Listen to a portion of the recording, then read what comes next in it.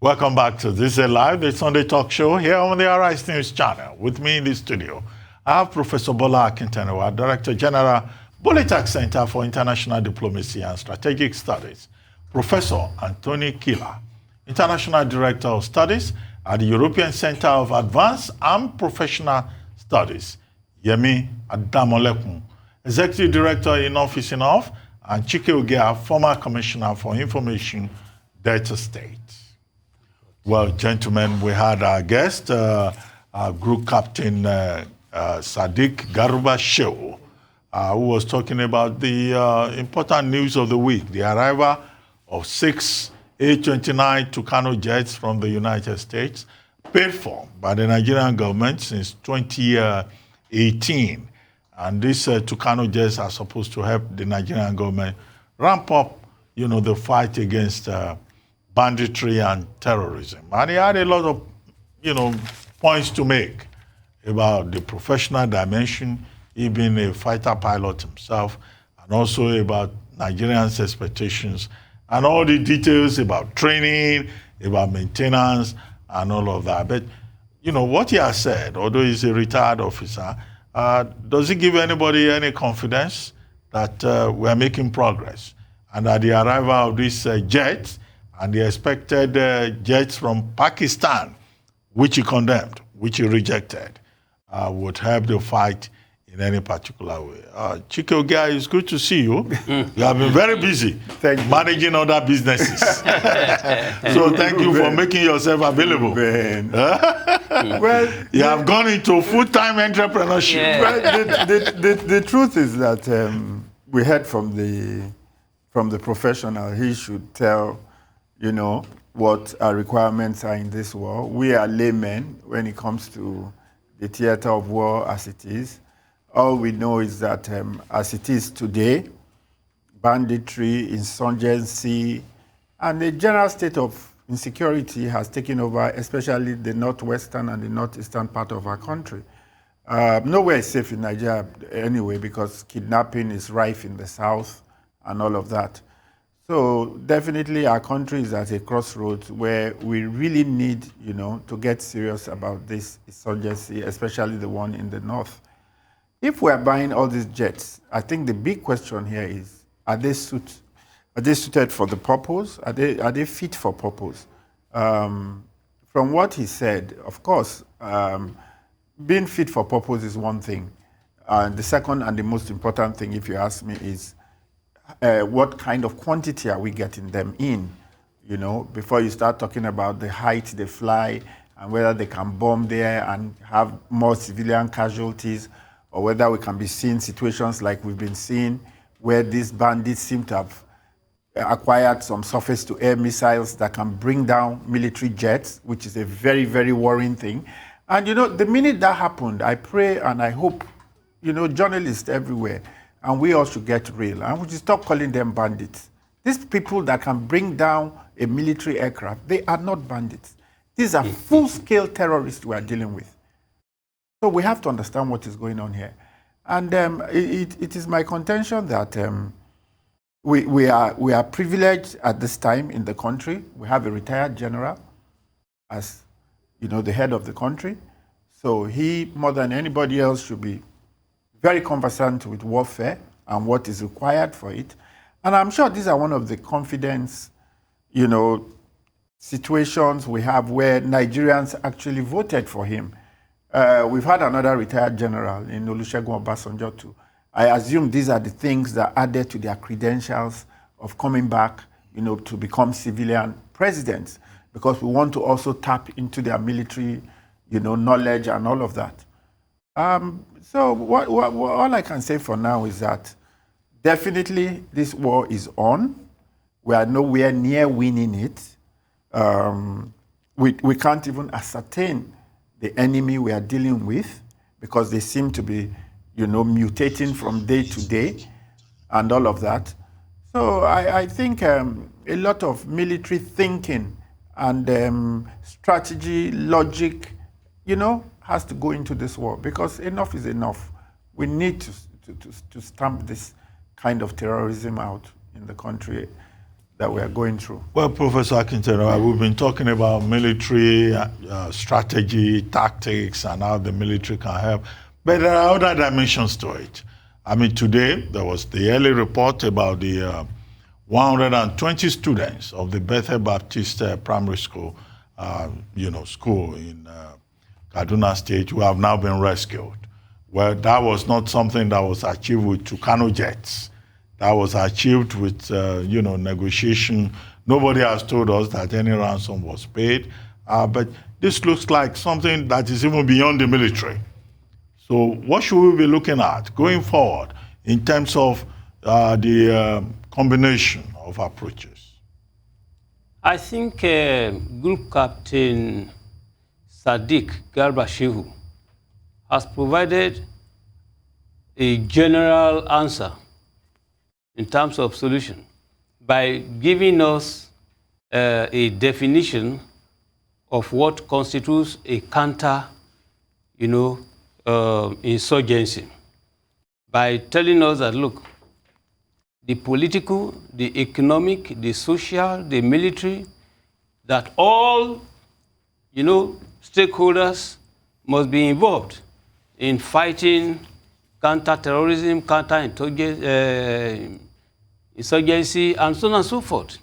Now, in responding to the specific question you have raised, while I agree to a large extent to the very analytical answers he has given to your questions, I find it difficult to agree with his conclusion. The analyses are good, fantastic, but I do not think they point to the conclusion he has given us. When you ask him, are we going to succeed? Are we going to be able to take good advantage of Tucano? That is where I differ.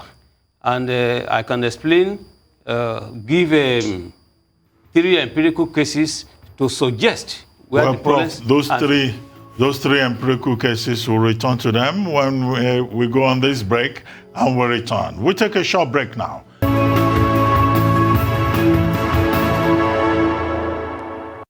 Welcome back to Thisday Live, the Sunday talk show here on the Arise News channel. Still with me in the studio, I have Professor Bola Akintola, Director General, Bolitac Center for International Diplomacy and Strategic Studies. Professor Anthony Killer, International Director of Studies at the European Center of Advanced and Professional Studies. Yemi Adamolekun is also here, Executive Director, Enough is Enough, and Chike Ogea, former Commissioner for Information Data State. Well, Professor Akintola, you were still developing your points before I interrupted and I said we should go on a break. If we could just conclude very briefly, if I may say so. You see, I am in disagreement with the conclusion of Group Captain Sadiq Garba Shehu in order to respond to the question you asked. We have been looking at the problem only from Nigeria's perspective. We've never tried to enter into the shoes of the insurgents and those people who might be sponsoring them. You see, the problem, we need to have a concrete understanding of what it's all about before we can prefer very objective answers to them. I think that having A-29 Tucano aircraft cannot solve the problem of the enemy within government. The enemy within government, I've said it once, Goodluck Jonathan said there are Boko Haramis in government. This is why any good initiative, every effort taken by the president is always frustrated. Why is it that it is easier for the insurgents to attack and nip in the bud every good initiative? The second problem that we are not looking into is the lack of synergy between international diplomacy and national security strategy. We easily ignore that we ignore the capacity, the strategic calculations of the enemy, the insurgents. For instance, if you look at the role France played in 1982 during the Falklands or Malvinas crisis, Britain and Argentina. This time, the British did not know that the French had already sold Exocet missiles to Argentina. Whereas Exocet missiles, just like we are talking about Tucano, is one that you can attack whatever the shape, all right, the range, the way Group Captain Shehu had just told us. That was the best equipment as at that particular time. But the British, they had this standard ship, they have the invisible, they have all this, and they believed that it could never be attacked. But Exocet attacked that and then brought down their vessel. So in this case, what I'm trying to draw attention to there is that the French were not only supplying arms to Argentina, but they were also aiding the British. Double standard. When you go to Cabinda in Angola, the US also was giving assistance, military assistance, to Augusto Neto, and also aiding and abetting Jonas Savimbi of UNITA. When Jonas Savimbi made the mistake of dropping bombs about 100 kilometers to Cabinda, please, Cabinda, this enclave, that is where Gulf oil, American Gulf oil, was prospering. America gave a very stern warning to say, under no circumstance should any bomb be dropped 150 kilometers to that. But you have the US aiding Jonas Savimbi and Augusto Neto simultaneously. If you know, you go back to the Second World War II, you discover that the Japanese miscalculated strategically. Why? They didn't know that the US had already made an atomic bomb which they had never tested. Now they made the mistake of going to attack Pearl Harbor and Prof. So in this case, the Nigerian situation is simply about a contractual relationship between Nigeria and the United States and other superpowers. I don't think that the U.S., beyond what we had under President Obama, is more concerned about all these ideological twists and turns. What I'm trying to say is that our problem is not Tucano, for instance. It's not simply Tucano. If we are saying, oh, we can use Tucano to do this, to do that, well, I'm not telling you, what about those Boko Haramis in government that will tell them Tucano is coming tomorrow, for instance? No, this issue is about the increased capability of the Nigerian military forces and what has been done by the Nigerian authorities moving beyond the restriction of the Lee law application. Yes, I so this has nothing to do with what you are talking about. No, I do agree with you. Having capability, what about people making a nonsense of your capability? Neutralizing your strategic calculations. Yeah, and that's why the Nigerian military is trying to develop its capability to be able to win the war and to secure support from other parts of the world. If I be coming, Ruben, I understand what So Prof you are overstretching it, Prof. What Prof is saying simply is that we need to ramp up on our intelligence. Precisely. That's it. You need to ramp up on our intelligence. Yeah, but all this... Get the support of Nigerian people. Yeah. Okay, but I understand Yemi Adamolekun is here now. Yemi Adamolekun. We've been talking to Group Captain Shehu, Sadiq Garuba Shehu, a security and defense consultant and former Air Force officer, on the arrival of 6 Tucano jets and how that can make a difference, and the attempt by the Nigerian military to get more hardware to be able to make a difference in the fight against terrorism. Your take. Everyone. Mr. Ogia, good to have you back. As Dr. Abati said, you've been busy. The man is managing big business. But it's back to punditry occasionally. It's okay. It's good to have him back. And this actually is a bit up his alley, so it's good.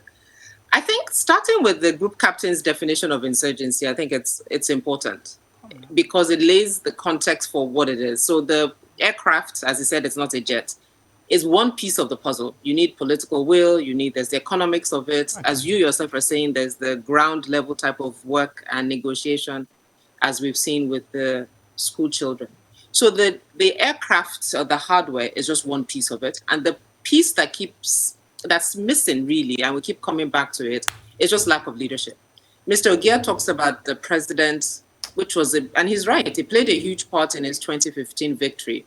And the fact that there's a clip of former Governor Tinubu circulating, talking about how because of his knowledge that we would deal with Boko Haram and everybody was very excited. That was a big part of what APC sold. But as we've seen over and over again, Mr. President is not present, neither, as far as I'm concerned, have we benefited from any skill, knowledge, or expertise that he might have had or might have as a former military officer. So, and I think it's important to also put this in context of how also what the group captain mentioned around the fighter jets that were being brought down by terrorists. Again, I agree with Mr. Ogia. We should agree on this definition. These folks are not bandits. Bandits make them sound like low-grade armed robbers. They are not. They're terrorists. And at least as far as I'm concerned, as far as this show is concerned, I will refer to them as terrorists and keep it like that. So the terrorists are able to pull down the jets. And I think it's important because even though there's something to be celebrated, that jets that have been out of production since 1992, that's over 2 decades, we still are able to maintain, we still are able to keep flying. And that's kudos to members of the maintenance team of the Air Force. But it also shows what we keep talking about on the show about a government without a vision. How do we have jets that are 20 years old? And we've been talking about Boko Haram for at least 10 years. So even before the issues with, human rights and not able to get this Toscano aircraft, we haven't actually thought ahead of how do we plan to deal with this? How do we plan to fight this war? Again, it's not just around human rights abuses was why we were not sold. It's also the porous of our armed security services. I remember with the Chibok girls, when America did try to intervene, but they found out that every time they had meetings with our army or whoever, Boko Haram would suddenly shift tactic, which confirmed that there was a leak. Again, Professor Akintanewa talks about it. Yeah. Goodluck Jonathan mentioned it. President Buhari hasn't mentioned it once, but what we know is that nothing has happened because no one has been arrested as being either funding or affiliated with Boko Haram that is a member of government. 2 other things that I'd like to highlight from the group captain's comments is, one, he mentioned the fact that the different security agencies don't work together. So everybody is off doing their own thing. We're spending money in multiple ways, just as we do with government. And because of that, we're not able to harness the collective knowledge, expertise, and resources of the Air Force, of the Army, and the Navy to fight this war.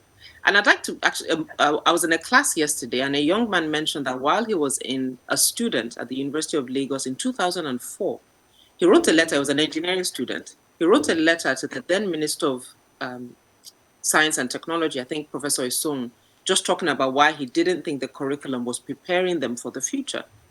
Professor Isong actually replied him, and his comment was that a lot of things that they want to do, that the Ministry of Education is not letting them do because the University of Lagos is under their purview. And that's, again, another example of how us not working together continues to give us the short end of the stick. Lastly, I love Group Captain's analogy of the woman with one knife versus the woman with many knives.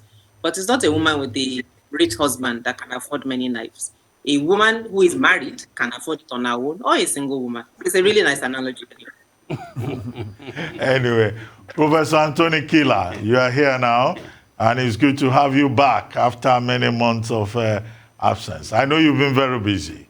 Your take on this Tucano aircraft, as the group captain insisted? Well, Good to be back here.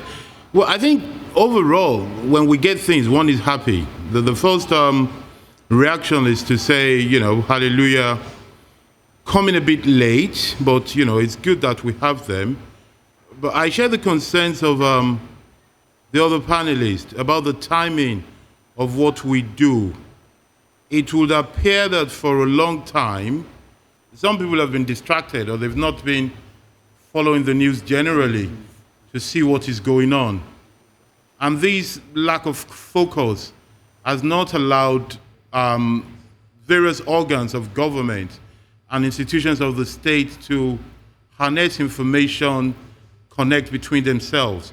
But I think it must be said, though, that, this is a system problem. It is true that the government of the day is responsible for the issues of the day. But I think those who can think beyond the day, you have to realize that what we have is a problem that goes beyond those who are in power today. Of course, they represent it now, so, they get all the blame. I say this to say that we as a people need to step back and look at those kind of real organic problems that we have, so that those who are not fighting or vying for today, for surviving just today, can actually think what saves us in the mid and the long term. It is important to note that the absence of connecting information and resources is something that goes beyond the government. I'm interested to know all the people in the armed forces or in the military, the security apparatus up to date.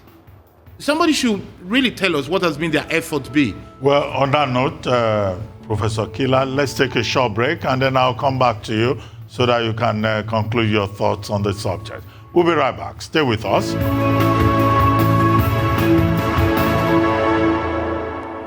Welcome back to Thisday Live, the Sunday talk show here on the Arise News channel. Still with me in the studio, I have Professor Bola Akintenewa, Director General, Bolitech Center for International Diplomacy and Strategic Studies. Professor Anthony Kila is also here. He's International Director of Studies at the European Center of Advanced and Professional Studies. Yemi Adamalekun, Executive Director, is in office enough, and Chike Ogea, former Commissioner for Information Data State. Well, Professor Kila, you were trying to make some points, and then I told you we needed to go on break. But the big point that I would like you to address, can Nigeria win this war? Even with the Tucano jets that we have received from the United States, and also the additional fighter aircraft that we're expecting from Pakistan? Or you think that there are other dimensions to this war beyond military hardware? Well, I think, yes, I do believe there are other dimensions. But I also think that you need the military might to address any issue of violence. I think that is not enough. I think that the military has to do their part, and to do their part, they need to be very equipped. But I also think the socio-political and economic dimension of the conflict is a very big one. The political dimension is to understand the gravity of the situation and to deploy force and intelligence to deal with the situation at hand. The sociological dimension is to understand the causes and origin of these conflicts and these crises that we have at hand, i.e., who's involved, why are they attracted to it, what can be done to take away oxygen from those who do not wish as well. The political economic dimension is also very important because at some point we need to realize that hunger, poverty, underemployment, and lack of being a stakeholder is a big issue that allows this kind of crimes to fester. But above all, I think it's an institutional thing. I'm a big believer that greatness is achieved where everybody does their little bit. And that little bit starts from the president, if you wish, or it starts from the roadside hawker. But let us take it from the presidency, because roadside hawkers are a lot and nobody elected them. and they don't live in mansions. So it starts from the very top, where people are charged, paid, and they advertise to get a role, to make sure that everybody plays their own part in a situation like this. Everybody includes the customs. Since Nigeria does not produce any form of ammunition, and yet ammunitions are getting in the hands of criminals, I think somebody needs to ask how they're getting it in, or better still, who is allowing them to get this in. So rather than just exert all our muscles on people bringing in rice, maybe we need to focus more on people bringing in gun. And then on like that, to intelligence, to the local government offices, it is my view that we need to include local government offices in the matter of security. The debate on things like state police, I think it is just like industrialization in Nigeria. We're talking of post-industrialization without ever becoming an industrialized nation. We've not agreed on state policing because some people are still against it, but it's my view that we've even gone beyond that. We should be talking about local government policing at the moment. So yes, the socio-political dimension is a very important dimension, and the military dimension is also essential, but is not sufficient to complement the socio-political and economic dimension of finding a solution to this crisis. Okay, thank you very much, Professor Anthony Kila. And on that note, we take our next subject. Benin Republic's appeal court sitting in Cotonou will next Monday, that's tomorrow, continuing the trial of Nigerian separatist leader and Yoruba Nation agitator Sunday Adeyemo, popularly known as Sunday Igboho, for immigration-related offenses. The court has ordered that Igboho should remain in custody for the continuation of his trial. But the same court ordered the release of his wife, Ropo Adeyemo, who was arrested along with him at Kajehun Airport in Cotonou Monday night on their way to Germany. The court has also asked the Nigerian government to provide on Monday whatever evidence it has against the Yoruba Nation agitator and activist following its allegations of arms trafficking and violence incitation capable of causing a succession leveled against him. He was declared wanted by the Department of State Services, DSS, after he escaped during a raid on his residence in Ibadan. Earlier in the week, supporters of Igboho staged a protest in Ibadan against his arrest. The protesters marched on the Lagos-Ibadan Expressway, singing and carrying placards asking for the international community to help in his release. Well, Professor Anthony Kila, let me start with you. You are a Yoruba chieftain, in addition to be an international intellectual. What's your take on the Igboho matter? Well, I'm a Yoruba chieftain, yes. Aren't you? I was at your chieftaincy ceremony. Yes. I was there. I was at one of my chieftaincy. Yes, I am. Okay. You even have multiple. Yes. That means you didn't invite me to some of the other chieftaincy ceremonies. Here we are now. Yeah. So the issue of this Igboho matter is an issue that we need to be very careful of how we deal with it. We were talking about him as an individual known to most of us for his stance on, for the metamorphosis of the man from the stance against insecurity and government indolence. In the face of insecurity, he then metamorphosized to a champion of self-determination. Then all of a sudden we heard that his house was raided. Then after that, the next thing we heard is that he's been arrested in a neighboring West African country. Now, in all these, all we're doing is speculating on the latest situation of Sunday Igboho, because the federal government of Nigeria has not really issued a statement cogently to state their position. And it is my view that it is crucial that we ask them to state this position very clearly. There's been speculation that the government is asking for Igboho to be return to Nigeria because he's wanted here. But there's no official statement saying that. I would just pause to say here that even until he goes to court, and this idea that the court resumes on Monday because it couldn't hold, as speculated 2 days ago, leaves us to be in void. I'm really very careful not to comment on things that are not factual. And unfortunately, we've been held for a very long time in this situation like this and very many other situations to comment on void speculations, on nothing cogent. I think part of what we need to take away from this situation is threefold. One is that the government needs to avoid void. Institutions need to speak to the people, one, because clarity is needed, and two, because those who are acting in the name of the institution are acting on behalf of the people. So they have the duty, not a sense of courtesy, to communicate what they are doing and to dispel what they're not doing. The other thing we need to be careful about is that if it appears that somebody championing self-determination or Yoruba cause in general, because you see there are two causes related here. One is the crisis of insecurity. One is self-determination.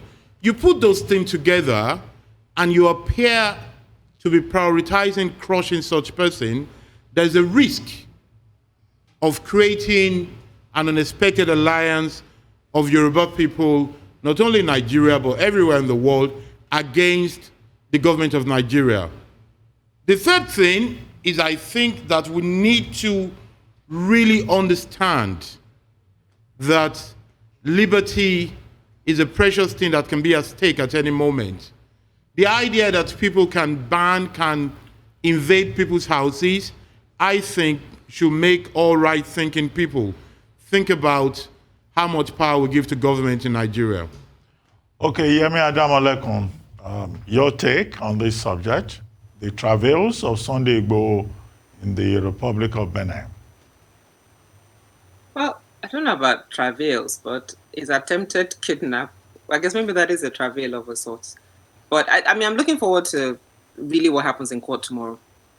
I think I'm looking forward to what Professor Akinterewa has to say, because Francophone Africa is his area of specialty, and there are the dynamics that Benin is a Francophone country. No, so, Professor Akinterewa has been talking about people throwing bombs, but we'll get around to him. Exactly. So dealing with the Benin Republic is not just dealing with Benin; it's also dealing with France, which I think is actually quite interesting to look at. But I think more importantly is the fact that Benin has made it very clear that bring your case. Why do you want him? He's even without a Nigerian passport, as an ECOWAS citizen, he can be in Benin in his own volition. So I look forward to seeing what the Nigerian government puts forward on tomorrow. The fact of the matter is, as Professor Killard said, he's gone from someone who was defending his community to someone who's, in a sense, been propped up as a defender of Yoruba nation within the larger context of insecurity and injustice. And he's stepped into that space, let me put it that way, for someone that people in the Southwest see as speaking for their needs. His house, so there was a rally planned, and we know this government hasn't been quite conducive or quite accommodating of anything protest, rally, that citizens' voices, everybody should keep quiet. So because there was a Yoruba rally plan that he was talking about, his house then gets invaded. And they say they found arms, they found some jars, maybe he was a cat, they found some cash, and then Igboho disappears. So what exactly are they looking for him for? The fact that he was carrying arms, or what exactly is his crime? That he planned a protest? I'm still a bit fuzzy on the exact terms of his crimes. So I look forward to hearing what those are tomorrow in court. Well, Chike, over to you.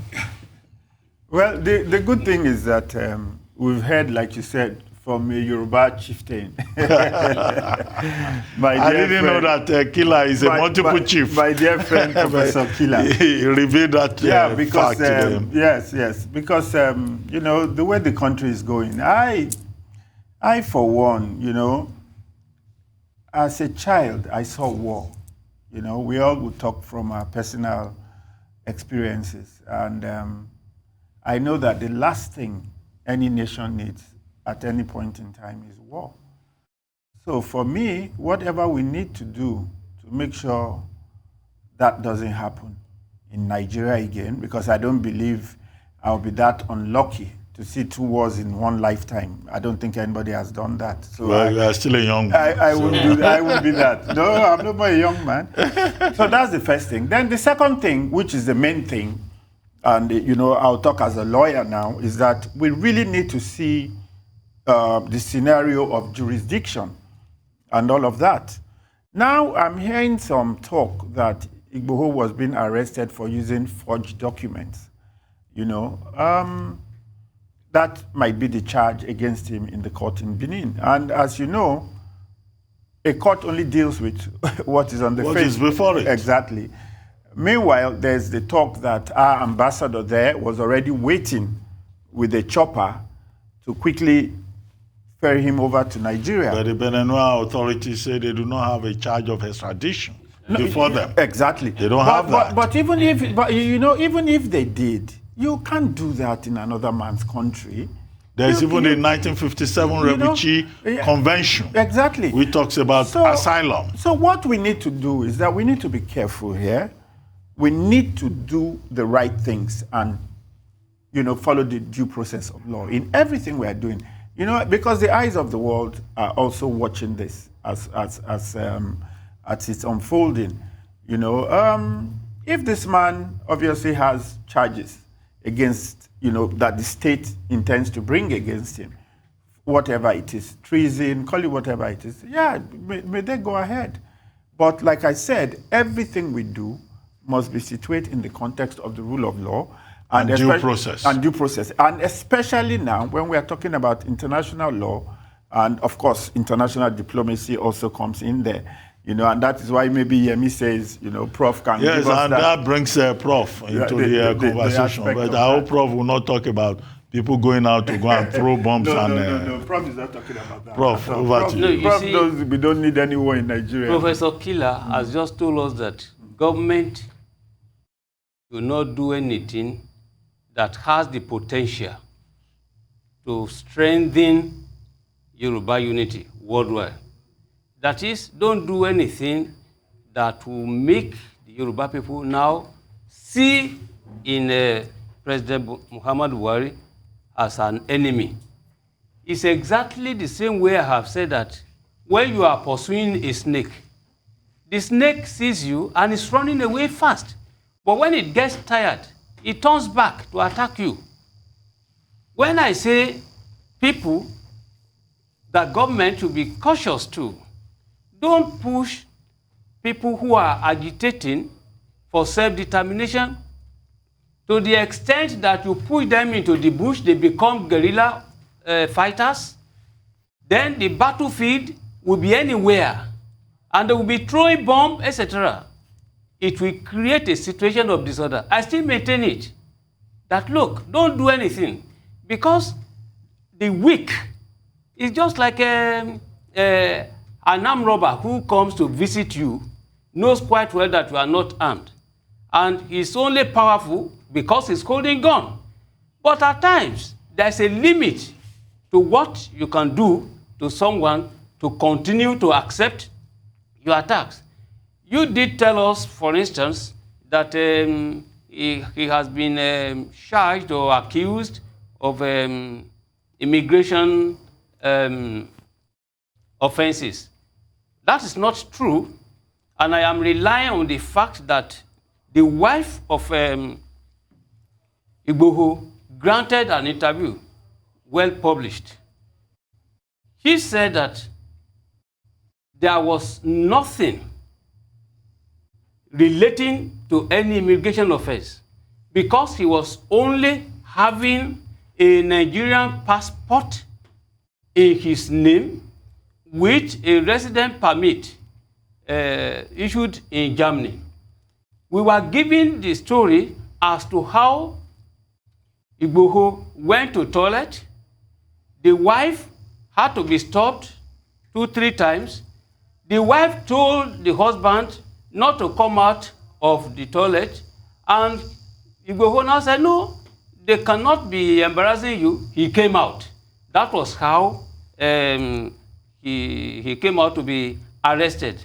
Now, the critical issues there, since our learned Ogia has come back, many people have been talking about the issue from legal perspective. Issue one, is there any agreement on extradition at the level of Nigeria and Benin Republic, bilaterally? Now, is there any multilateral agreement on extradition? Yes, Nigeria, Benin Republic, Togo, and Ghana. But the issue is that the agreement itself, like any agreement on extradition, does not provide for political offenses. When it is political offense, please, nobody grants extradition. It's very political. Like you drew attention to asylum, the Geneva Convention, all those things. Asylum is for political offenses. People granting you asylum knew quite well you might have done this. When you are given extradition, either you have been tried, convicted, and you try to escape from custody. In that case, extradition will not apply. They bring you back. So, in essence, I substantially agree with Killer by saying that, look, government needs to be more cautious. The issue is not... anyway, let me conclude by saying that if you push people forcefully, if you want to maintain national unity by use of force, you must weigh the consequences. Okay, but Prof, the only caveat to add is that you were quoting a certain set of facts. Nobody knows what the exact facts are. This is a developing story, and the matter is before the court already in the Republic of Benin. But because we are in another jurisdiction, that's right, we cannot quote the fact that the case is sub judice, so we are protected in that right. But we'll keep a watching brief on that case, and we see how it develops. So everybody should moderate their partisanship. When the court goes into the details of the matter, all of us will be better briefed, better apprised, and we can make more informed commentary. But it was a major issue in Nigeria this week. Let's take our next subject. Nigeria is continuing to record more deaths from cholera. Amaka Ude, a Rice News correspondent, brings us an update on the situation. Cholera is an acute diarrhea disease caused by the Vibrio cholerae bacteria. The bacteria causing cholera can be expelled through feces for nearly 2 weeks after infection. They can be shed into the environment to infect other people. It is passed on from feces through contaminated food, water, drinks, and unhygienic environment and causes severe dehydration. Infected people can die if their illness is not quickly managed with oral rehydration therapy. In the past, cholera infections were common in many countries around the globe. Now, they are mostly confined to developing countries because the disease is associated with poor nutrition, poor water quality, and poor sanitation.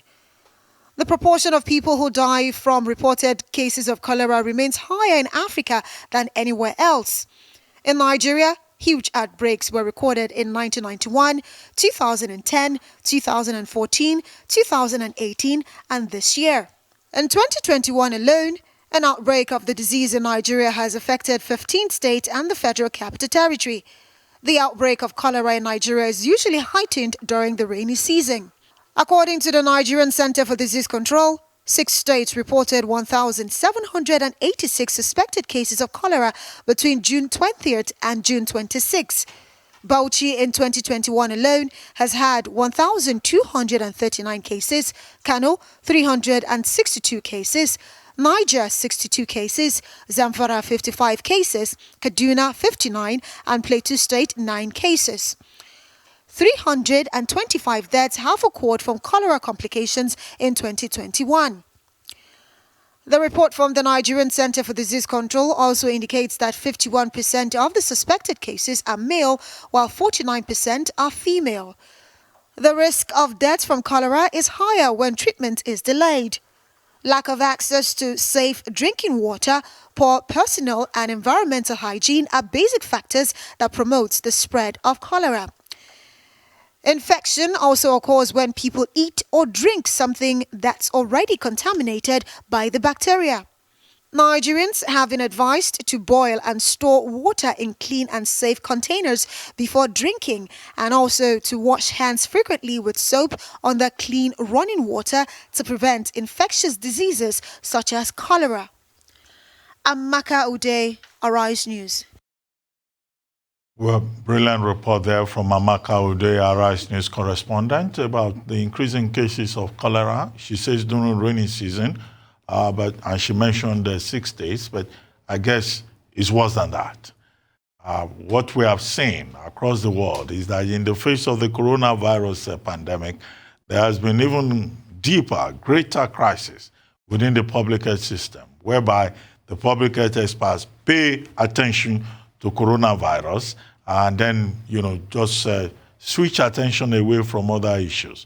In the UK, for example, concerns about cancer, about obesity, and the NHS not being able to focus enough attention to other issues that could even be more consequential than COVID-19. But here in Nigeria, it looks like we face a very serious situation with our public health crisis. And of course, the NCDC has raised an alarm, but what should be done at all levels, from federal to the state levels? I think that should be our major concern. Yemi Adeyemo, let me start with you. Cholera in Nigeria. I think it's just a reminder that the amount of time and resources that we put into COVID hasn't stopped the things that have continued to kill Nigerians. Cholera, malaria, typhoid, and a lot of that are just environmental factors, as Amaka said, water, sanitation. And it's interesting, though, she was saying to prevent cholera, people should wash their hands under clean running water. But that's part of the challenge. There is no clean running water. A lot of the parts of the country don't have those social services provided by the government. And the sort of the culture, as we say, the maintenance culture that we don't have, also applies to our general well-being in terms of sanitation. And really at the heart of it, state governments just need to focus on that. Yes, while we're dealing with COVID, because it's a global problem, our own basic things that have to do with social services haven't gone away. And we shouldn't, because we're talking about vaccines and airports and flying and all of that, take our eye off the ball of these basic things. Again, a function of governance, a function of a commitment to the welfare of citizens. Really, I mean, there's no other way to dice it. Without a properly defined healthcare infrastructure, environmental ministry at the state and federal government level that's working, we have Ministry of Water, we have ministry for everything that's affected. We have Ministry of Water Resources, we have Ministry of the Environment, we have Ministry of Health. All of them should start working. Okay, Chike Ogea, over to you. Well, for me, it's surprising that we are still talking about cholera in 2021, because 21 odd years ago, maybe 2000, 2001, I was the coordinator of the International Cooperation Department of the National Planning Commission, when I was in there with Chief Philip Asiodo. And part of my brief at that time was to work with the development partners, what we call the donor agencies then. And one of the major thematic areas that I knew that they put in a lot of resources and, was water and sanitation. And this was nationwide, and especially in the north. Yes, COVID came last year, which was novel, and there were a lot of deaths. So obviously government had to refocus on that because that was an immediate threat, to the society. Of course, a lot of resources went into that. And as I speak with you, I want to let Nigerians be aware that there's now a second wave or third wave, whichever it is, because I'm aware that the COVID wards are filling up again. These are places that had been closed up in the past few months, but the latest reports I get is that those wards are swelling up again, So, but the fact remains that, like Yemi said, we have government to take care of all these things. But why are we not making progress? It's a question I really need, we need all to ask. Is it really about the interventions not getting to the people it should get to? Or is it even about advocacy, the people not knowing about their own hygiene, their personal hygiene and, the safety of all of these things? Look, I've been passing somewhere up north, and I saw a young child scoop water from the ground after rainfall, and he put it straight into his mouth. That was a while ago.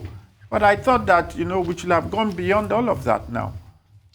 Well, I mean, this is the situation. The Sustainable Development Goals, goal number 6, I think the first 2 paragraphs talk about water, sanitation, and hygiene. Yes. But in many parts of the world, particularly in Nigeria, access to potable water is a problem. Access to sanitation is a problem. Access to hygiene is a problem. Access to, everything is a problem. And that has complicated our situation. So putting Nigeria in a difficult situation where we can even achieve the SDG goal number 6. But as you said, what should we do? Nigeria is a signatory to the WASH campaign by the United Nations, but who has access to sanitation? Even here in Lagos, when you drive around Lagos, you see people defecating into public water, into the seas. And what structures do we have in place? Professor Akintenwa, over to you. One, there is the need to have both a policy for cholera epidemic and cholera pandemic. We have been told that 50% of cholera cases are asymptomatic. They don't have symptoms. And in this type of situation, since we do not have known policies on them, there is the need to ensure that there is public education enlightenment on that. Please note that a cholera epidemic started as far back as 19th century in India. It became a pandemic thereafter. And even when the World Health Organization required international travelers to take a vaccine, it is only valid for about 6 months, 10 years for yellow fever. But now yellow fever has returned. They are still taking that. Cholera now, I think the government of Nigeria should put a policy in place for the development of a vaccine for more than, that will be valid for at least 10 years. Well, thank you, Professor Akintenwa. But we'll take our last topic, perhaps, for the day, the Tokyo Olympics, another big event of the week. The 2020 Olympics officially opened on Friday with a barrage of fireworks, nods to Japan's history and culture, and a mesmerizing drone display over Tokyo's night sky. And of course, without fans there to see it. The pomp of these games is unlikely to escape its circumstance, namely that the event is being staged a year late in front of empty grandstands against the will of many in Japan and at the risk of infection for those involved. Athletes paraded into Tokyo's National Stadium, cheered only by competitors or by the performers lining their routes. Meanwhile, tennis star Naomi Osaka concluded the ceremony by lighting the Olympic quadrant atop a peak inspired by Mount Fuji. Professor Kila, let me come quickly to you. I know, among your many interests, you also follow sports. The symbolism of the Tokyo Olympics at a time of COVID-19 and at a time when there have been many protests against the hosting of that Olympics. I mean, earlier this week, about 10-15 people tested positive, athletes and sports officials, and before the opening ceremony, over 85 persons are tested positive. But the Olympics committee insisted on going forward. Your thoughts, and with what has happened in the last 24, 48 hours? Well, I think it's only natural that leaders in any segment of life try to defy nature. It is natural for people who seek progress and to assert their signature to try to say, notwithstanding everything, the beat goes on. It is the supremacy of humanity over the battle of biology, as it were, where we assert ourselves, we do because we can do. And to that extent, I applaud and support the idea to stage the games.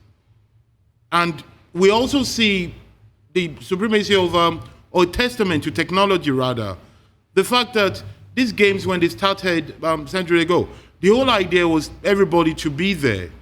But we now realize, and this is something we knew from a while, but we're now testing it now, that actually more people see it from the comfort of their homes than in those stadiums.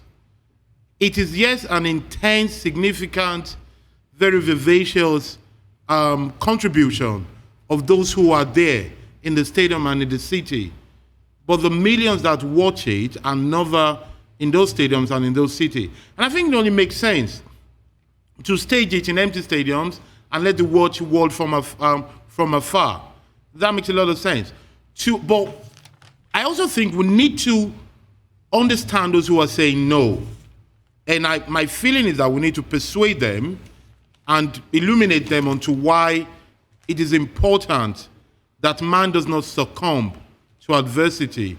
It's a very strong philosophical message about man, because we see, if the essence of the Homo sapiens, the man that progressed, is that same man that invents air condition where it is hot, and we invent heaters where it is cold.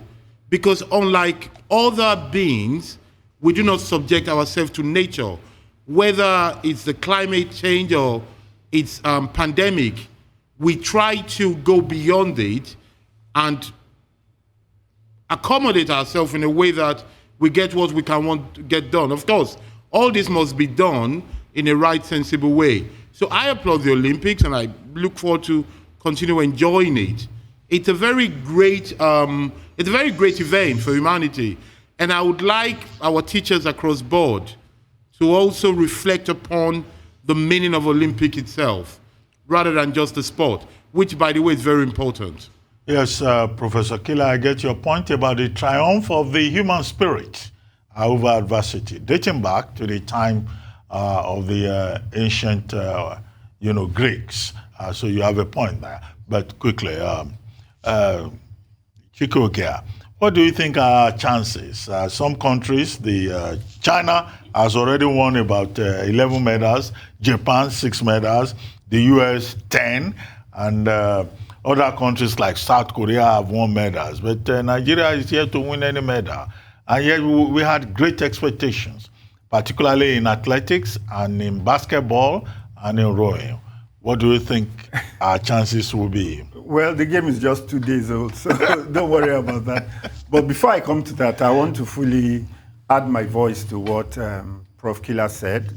It was in the same spirit that the Euros were held this year, the Euros, the football tournament, because it was almost like a whole year was wiped out of mankind. And like he says, mankind will always react. We can't let a pandemic defeat us and, make nonsense of our calendar, our lives, and everything we are doing. So I think it's in that spirit that people are saying, even if it's just for the symbolism, let the Olympics hold, just the same way the Euros held. These are events that are holding in 2021, but they are basically 2020 events.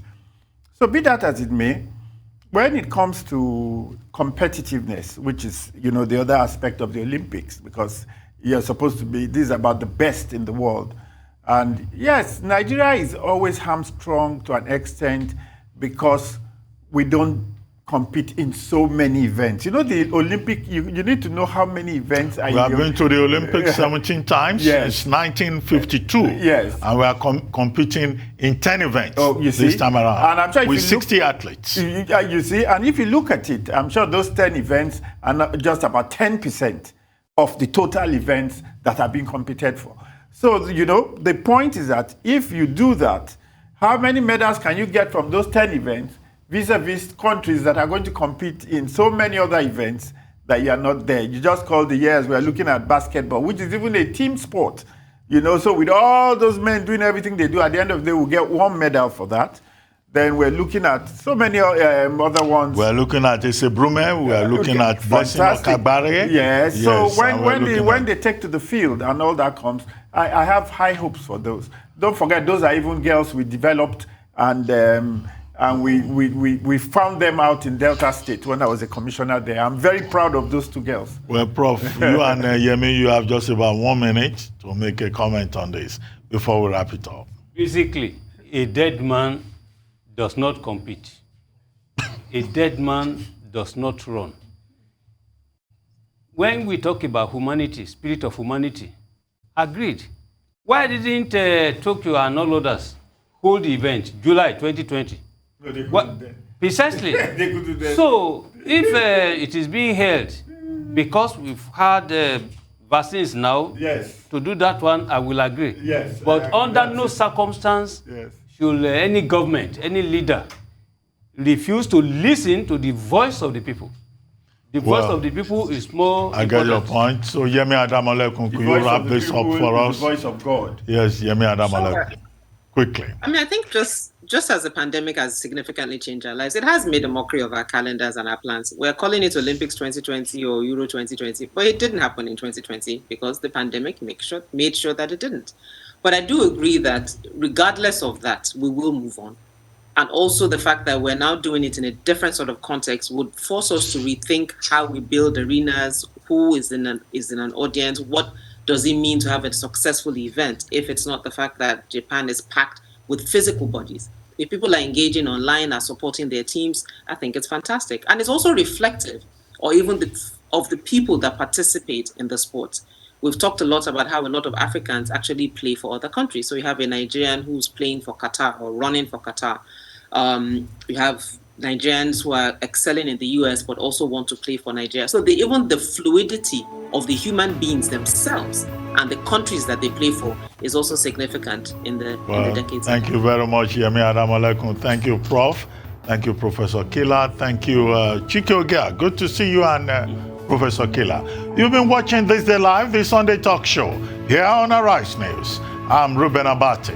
For my entire team here in Lagos, it's bye for now. Thank you very much for watching. We'll see you again next week.